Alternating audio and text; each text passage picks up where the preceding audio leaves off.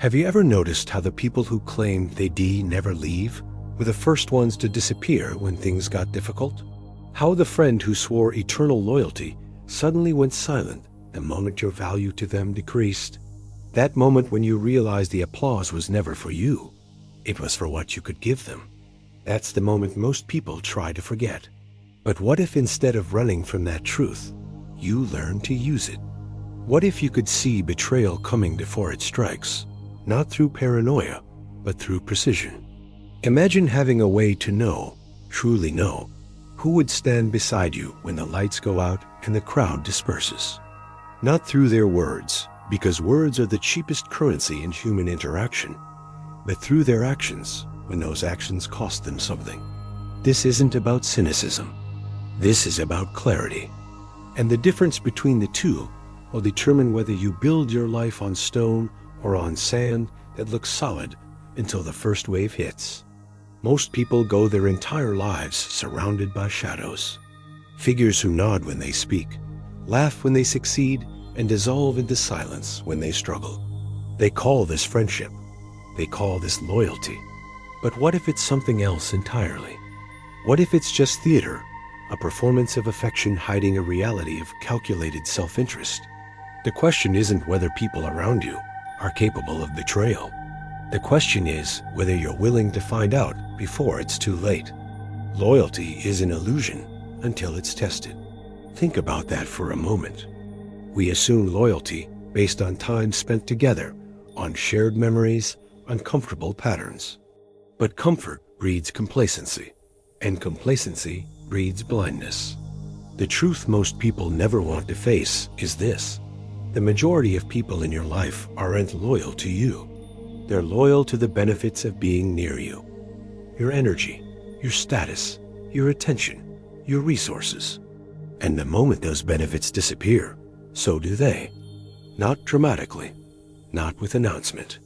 They just fade, finding new orbits around new sources of light. Real loyalty doesn't reveal itself when everything is calm and predictable.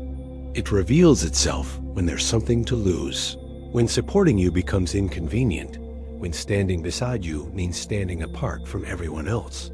That's the moment the mask slips. That's when you see who was with you and who was just near you. But here's what most people miss. You don't discover this by accident. You don't wait for crisis to reveal character. You create the conditions that expose it. Not to hurt people, but to protect yourself. Not to manufacture betrayal, but to uncover it before it costs you everything. There's a specific way to do this, a series of tests that operate beneath the surface of normal interaction. Tests that don't announce themselves, that don't create drama, but reveal truth through pattern and absence. The first is devastatingly simple. Withdraw the spotlight. Stop being the source of validation they've grown accustomed to. Stop praising them. Stop giving them your attention and energy. Just for a while. Just long enough to watch what happens next. If they grow distant, bitter, cold, if they suddenly start aligning themselves more closely with others, if they begin to question your friendship or subtly undermine you in conversations you'll hear about later, you have your answer. They were never with you. They were with the feeling you gave them, the reflection of themselves they saw in your eyes, the status they gained from your association. That's not loyalty. That's ego addiction. And the ego addicted are only loyal to their own image in the mirror you've been holding up for them. But watch what happens with someone who's truly loyal. When you withdraw, they lean in. They don't vanish or grow resentful. They check on you. They hold their position. They might give you space, but they don't disappear. They don't require your light to feel their own worth, because their presence beside you was never about borrowing your shine. It was about genuine connection, about seeing you, not just what you could offer them. The difference is unmistakable once you know what to look for. The second test cuts even deeper. Introduce uncertainty into your life and watch who encourages your evolution and who tries to anchor you in place. Speak about a major decision you're considering, a risky move, a new direction, something that signals significant change in your trajectory. that observe their reaction with surgical precision. Are they supportive? Do they encourage your boldness? Or do they suddenly become cautious, critical, wrapping their fear in the costume of concern? Here's what this test really does. It threatens their comfort. If your change creates distance or elevates you beyond them, their insecurities begin to surface. A real ally adapts to your growth. They celebrate your expansion, even when it means they might see less of you, or that the dynamic between you will shift. But a fake one tries to anchor you to the version of you they felt safest beside. They won't oppose you directly, because that would expose them. Instead, they use phrases designed to sound caring. I just don't want you to get hurt. Or, are you sure this is smart? But underneath those words is a different message entirely. Don't outgrow me. Don't become someone I can't reach. Don't force me to level up or be left behind. This is where you must become ruthlessly observant. Don't respond immediately. Don't defend your decision or argue your case. Just let them talk. Let them reveal themselves through the questions they ask, the doubts they raise, the ways they frame their concern. The more they speak, the clearer it becomes whether they're protecting you or protecting their own position in your life. And once you see it, you can't unsee it. The relationship will never feel the same because now you know what it actually is. The third test requires something most people find almost impossible: going silent. Not as punishment, not as manipulation, but as space. Real space. Step back from the constant communication, the updates, the visibility. Don't announce it. Don't make it a statement. Just become less available, less present, less accessible. Then watch who notices and who doesn't. Watch who reaches out because they genuinely miss your presence and who only notices when they need something from you. The ones who only appear when you're visible, when you're active, when you're providing content or entertainment or energy, those are spectators, not supporters. They're consuming you, not connecting with you. But real loyalty operates differently. It notices your absence. It feels the shift. It reaches out not with, "Why aren't you responding to me?" but with, "You've been quiet. Are you okay?" That distinction reveals everything. One is about their needs. The other is about your well-being. And most of the people in your life, if you're honest, fall into the first category. This test hurts because it shatters illusions you've been carefully maintaining. The illusion of mutual care, of reciprocal investment, of relationships that would survive without your constant effort. But illusions are dangerous. They make you vulnerable. They make you trust people who are simply waiting for a better opportunity. And when that opportunity comes, when someone more useful, more entertaining, more beneficial enters their orbit, you'll see exactly how shallow the foundation was. Better to know now. Better to create the silence and see who fills it with genuine concern versus who fills it with resentment at your absence. The fourth test goes even deeper into uncomfortable territory. Let them see you weak. Not dramatically weak, not broken, just human. Let them see a moment where you don't have all the answers, where your usual confidence wavers, where you actually need support. This is where loyalty either sharpens or shatters completely. Because some people are only loyal to your strength.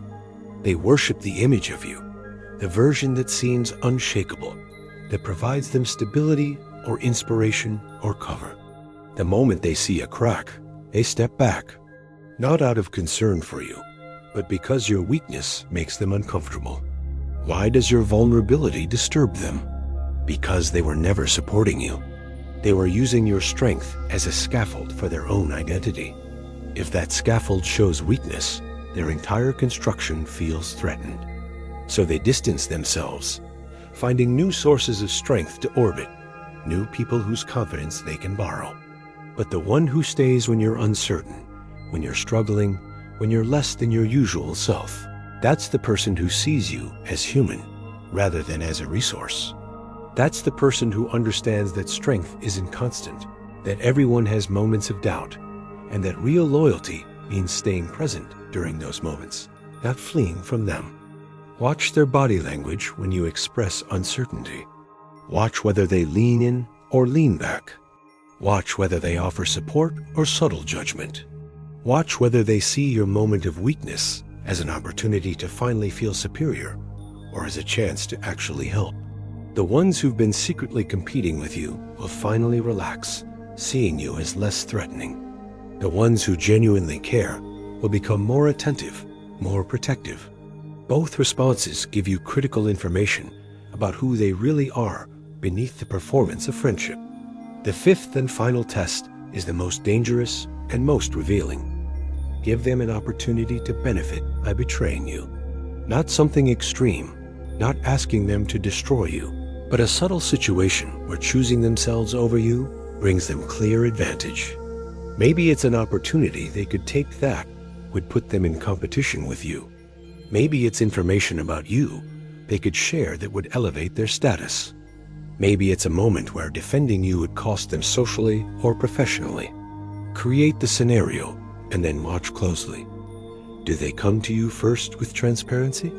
Do they discuss the situation openly, acknowledging the conflict and seeking to navigate it together?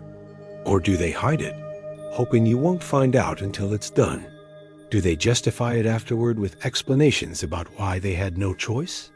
Or do they avoid the conversation entirely, hoping the discomfort will fade without acknowledgement? This test doesn't just reveal their loyalty. It reveals their character, their values, the invisible code they operate by when no one is watching. And values, unlike words, don't lie. Values show themselves in choices, especially choices where integrity costs something.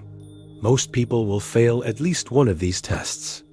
Not because they're evil, but because most people aren't built for real loyalty. They're built for transaction, for convenience, for maintaining appearances. They're loyal until loyalty becomes inconvenient. They're supportive until support requires sacrifice. They're present until presence demands something of them. And that's fine for them, but it can't be fine for you. Not if you're building something that matters. Not if your time is valuable. Not if your energy is finite and every person you invest in is taking space that could go to someone real. The outcome of these tests isn't losing people. It's gaining clarity. And clarity, even when painful, is always better than comfortable delusion. You'll lose people, yes, but what you gain is silence that feels clean rather than crowded. Peace that comes from knowing exactly where you stand with the few who remain. Loyalty that has been proven through pressure, not just declared during easy times. You don't need dozens of friends. You don't need a large circle. You need 2 or 3 people who would protect your name when you're not in the room, who would stand with you even when it costs them, who believe in you even when evidence is scarce. But you'll never know who those people are until you test, until you create the conditions that force them to choose, until you stop accepting words as proof and start demanding consistency as evidence. Most people are terrified of this process because they don't want to know. They'd rather maintain the illusion, keep the crowd, avoid the loneliness that might come with cutting people away. But that's the difference between those who build lasting power and those who constantly rebuild on foundations that keep crumbling. When you begin applying these tests, something unsettling happens. The faces you thought were solid start to melt. Conversations shift tone. People start questioning your intentions, asking why you've changed, suggesting you've become cold or paranoid. And they're not entirely wrong. You have changed. You've stopped accepting performance as proof. You've stopped trading your trust for pleasant company. You've stopped pretending that time spent equals loyalty earned. And if they're guilty, if they've been benefiting from your lack of awareness, your new precision becomes a threat to them. A fake friend won't confess when exposed. They'll retaliate with subtle undermining. They'll frame you as the problem, as someone who's lost their way, who's become jaded or cynical. They'll try to turn others against you, to rebuild their image by destroying yours. That's how you know the test worked. Real friends might be confused by your distance, might ask what's wrong, but they don't weaponize your behavior against you. They don't need to destroy you to justify themselves, because they have nothing to hide. Here's the paradox that most people miss. Once you start living this way strategically, observantly, ruthlessly, the right people reveal themselves too. As silence doesn't just expose betrayal, it exposes loyalty with equal clarity. When you withdraw and someone steps forward not for themselves, but for you, that's real. That's not performance requiring an audience. That's alignment. And it doesn't happen often. When it does, you protect it like something sacred, because one person who passes every test is worth more than 100 who pass none. You'll realize that loyalty isn't loud. It doesn't broadcast itself or require validation. It's consistent. It's calm. It doesn't need proof because it's built on presence. It doesn't waver based on your value to them. When someone is truly on your side, you feel it not just when you're winning, but when you're quiet, distant, uncertain. They don't vanish. They stay. Not perfectly, not always loudly, but they stay. And that staying, that quiet persistence, that's the only loyalty that actually matters. The tests don't require confrontation. No shouting, no accusations, no dramatic exits. Just patterns, silence, withdrawal, opportunity, and then observation. Let people reveal themselves through their choices when they think you're not watching. Let their loyalty or lack of it speak louder than any words they've ever given you. Most people won't do this because they're afraid of what they'll find. They'd rather be surrounded by uncertainty than alone with truth. But every day you keep a disloyal person close, you're not protecting them. You're betraying yourself. You're allowing a crack in your foundation that will eventually bring everything down.